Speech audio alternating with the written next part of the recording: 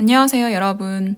오늘은 다이어리의 중요성에 대한 내용을 담은 책 서울대생 백인의 시크릿 다이어리를 소개해 드릴게요.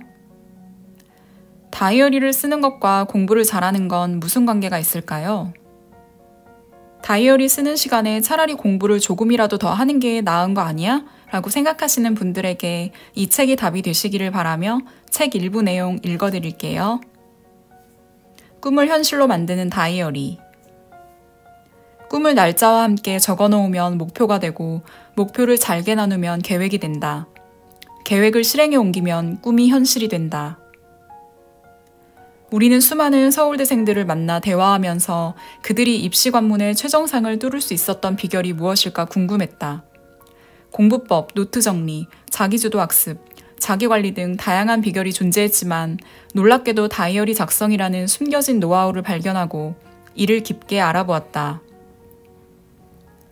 100명이 넘는 서울대생들을 만나 그들이 제공한 120여 개의 다이어리를 분석했고 그 결과 공통적으로 발견되는 핵심 요소들을 발견할 수 있었다.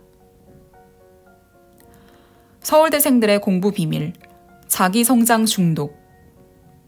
심층 인터뷰 결과 서울대생들의 공통점 한 가지를 발견했다. 그것은 바로 그들이 공부를 하면서 나름의 보람과 상당한 재미를 느꼈다는 점이다. 이들은 공부의 보람과 재미를 느낀 후부터 꾸준하게 공부를 할 수 있었다고 한결같이 말했다. 그렇다면 그러한 행동의 근본적인 요인은 무엇일까? 바로 자기 성장이다. 즉, 자신이 성장하고 있다고 느끼는 순간부터 서울대생들은 공부에 집중하며 자신의 목표에 하루하루 다가갔고 그때 기쁨과 만족감을 느꼈다. 이는 일종의 자기 성장 중독이라 말할 수 있다. 어떤 의미에서 공부는 게임과 크게 다르지 않다. 그렇다면 게임에서처럼 공부도 자기 성장 중독을 강렬히 경험할 방법은 없을까? 자기 성장 중독의 지표는 다이어리. 서울대생들은 내부 지표를 통해 자기 성장을 되돌아보았다. 그것은 바로 다이어리를 통해서다. 게임처럼 공부를 재미있게 지속하기 위해서는 다이어리를 활용하면 된다. 다이어리에 계획을 세워 실천하고 점검하는 행위를 하나의 퀘스트라고 생각한다면 나 또는 다이어리라는 하나의 캐릭터를 키우는 느낌이 든다. 이때 다이어리는 일정표, 플래너, 학습계획표, 일기 등을 포괄하는 넓은 개념이다. 다이어리는 어제의 나와 오늘의 나를 비교할 수 있게 해주고 계획을 세울 당시의 나와 계획을 실행한 후의 나를 비교하도록 해주며 내가 어제보다 성장했는지를 분명하게 알 수 있게 해준다. 다이어리 작성에 대한 고정관념. 1. 다이어리 작성은 시간이 오래 걸리고 번거롭다? 전혀 그렇지 않다. 투자하는 시간이 많아질수록 부담으로 다가온다. 핵심만 간단하게 적는 게 중요하다. 다이어리를 작성하는 시간을 정해놓는 게 좋은데 개인적으로는 야간 자습 시간이 끝나기 직전 5분 동안 다이어리를 작성하곤 했다. 서울대 국어교육과 08학번. 2. 다이어리 작성은 항상 작심삼일로 끝난다? 삶에 대한 절박함이 있으면 하루하루를 다시는 오지 않을 순간으로 여기게 되어 한 글자라도 더 기록하게 된다. 다이어리 작성을 사진 찍는 느낌이라고 생각하면 좋을 듯하다. 순간을 기억하기 위해 사진을 찍는 것처럼 하루하루를 기록하는 습관이 필요하다. 서울대 역사교육과 08학번. 3. 다이어리 쓰는 시간에 차라리 공부를 하는 게 낫다?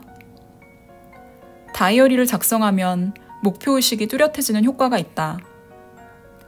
공부하기 싫은 마음, 딴짓하고 싶은 마음을 최소화하고 목표를 다잡으면서 공부를 꾸준하게 해나가는 데 큰 도움이 된다. 서울대 체육교육과 10학번.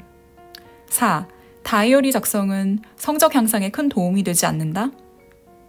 다이어리 맨 앞장에 적어둔 문구가 다이어리는 서울대의 지름길이다 였다. 다이어리를 통해 시간관리 및 자기관리를 제대로 하지 않았다면 서울대 입학이 불가능했을 것이다. 서울대 사회학과 09학번. 다이어리를 활용해야만 하는 5가지 이유. 1. 학습 과정 파악 자체가 강력한 동기부여. 다이어리를 작성하면 크게 세 가지 과정에서 동기부여가 된다. 첫째, 자신이 할 일을 생각하고 적을 때 목표가 생기고 달성할 때의 모습을 생각하면 동기부여가 된다. 둘째, 공부 후에 달성 여부를 점검할 때 동기부여가 된다. 피드백할 때 더 열심히 해야겠다는 마음이 드는 것이다. 셋째, 그동안 작성한 다이어리 내용들을 돌이켜볼 때 동기부여가 된다.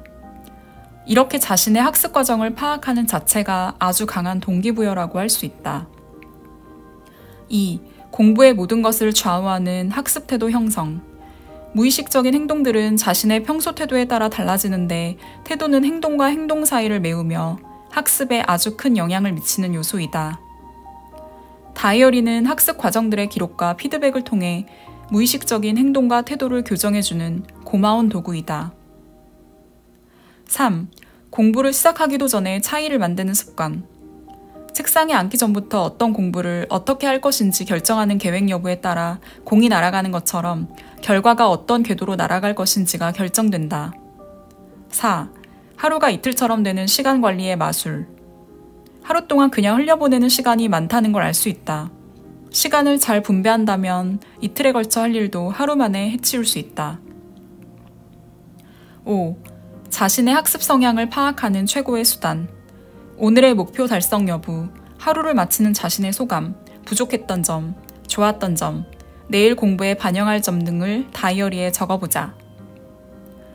그날 얻은 지식의 양보다 더 큰 성과를 얻을 것이다. 서울대 학생들의 실제 다이어리 작성법. 2012 수능 만점자 김홍준. 서울대 경제학과 1, 2학번.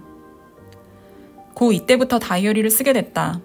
그 전에는 다이어리의 중요성을 알지 못하고 귀찮음을 느껴 쓰지 않다가 점점 균형적인 공부의 필요성을 느껴 쓰게 됐다. 어떤 시간에 어떤 공부를 할지 계획하기보다는 특정 과목을 얼마나 할지를 기준으로 계획을 세웠다. 온종일 빡세게 공부를 하기보다는 부족한 부분을 보충할 수 있는 시간을 따로 마련해 두었다. 주말마다 일주일 단위로 계획을 세웠고 최대한 주 단위 계획을 지키려고 노력했다. 피드백을 하면서 내가 얼마나 공부했는지를 점검했고 계획을 제대로 지키지 못한 날이 있으면 다음 날에 만회하면서 주 단위 공부량의 균형을 맞추려고 노력했다. 수능 만점자 김홍준 군은 이렇게 말한다. 대다수의 학생들은 다이어리 계획 세울 시간이 있으면 차라리 그 시간에 공부를 하겠다고 해요. 하지만 무조건 열심히 하는 것만큼 비효율적인 것도 없어요. 중요한 것은 속도가 아니라 방향이니까요. 제가 수능 시험에서 만점을 받고 서울대학교에 입학하기까지는 다이어리의 역할이 절대적이었어요. 조세원 서울대 경영학과 14학번. 계획은 시간보다는 공부량과 진도에 맞춰서 세우는 편이었다. 수학 3시간이 아니라 수학 20페이지 풀기와 같이 말이다. 시간 단위로 계획을 세우면 시간만 때우자는 생각이 들어서 특정 진도까지 반드시 끝내기 위해 진도량으로 계획했다. 계획을 3일 또는 일주일 단위로 크게 세우는 편이었다. 수학 공부를 한다면 앞에서부터 쭉 푸는 식이 아니라 함수 10페이지, 미분 10페이지, 적분 10페이지 등으로 매일 나누어 풀었다. 공부 시간과 틀린 문제에 대해서도 피드백을 했다. 놀고 싶은 유혹은 위시리스트를 만들어 이겨내자. 공부하기 정말 싫을 때 다이어리에 시험이 끝나고 하고 싶은 일들을 하나씩 적고 그것을 하는 내 모습을 상상하며 공부했다. 큰 동기부여가 됐다. 어떠셨나요? 성공한 사람들은 도대체 왜 다이어리를 쓰는 걸까 항상 궁금했습니다. 저도 2022년 12월부터 다이어리를 쓰기 시작했는데요. 2023년 한 해 나름 이룬 게 소소하게 많습니다. 아무리 큰 목표라도 잘게 쪼개서 차근차근 실행하다 보면 어느새 그 꿈에 한 걸음 다가간 자기 자신을 발견하게 될 겁니다. 지난 다이어리를 들춰보면 내가 이뤄낸 것들이 차곡차곡 담겨있는 걸 눈으로 확인할 수 있습니다. 제 경험상 다이어리를 쓸 땐 목표가 확실할수록 좋습니다. 아무 목표가 없더라도 안 쓰는 것보단 낫겠지만 토익 900점 이상, 5kg 감량 등 확실한 목표를 정해놓은 뒤 그 목표를 달성하기 위한 세부 계획을 세세하게 세워 기록하는 것이 도움이 됩니다. 다이어리를 쓰는 걸 항상 망설여왔다면 이번 기회에 예쁜 다이어리 하나 마련해보세요. 여러분의 꿈에 보다 한 걸음 더 가까이 다가갈 수 있을 겁니다. 제 영상이 도움이 되셨다면 구독과 좋아요, 알림 설정 부탁드릴게요.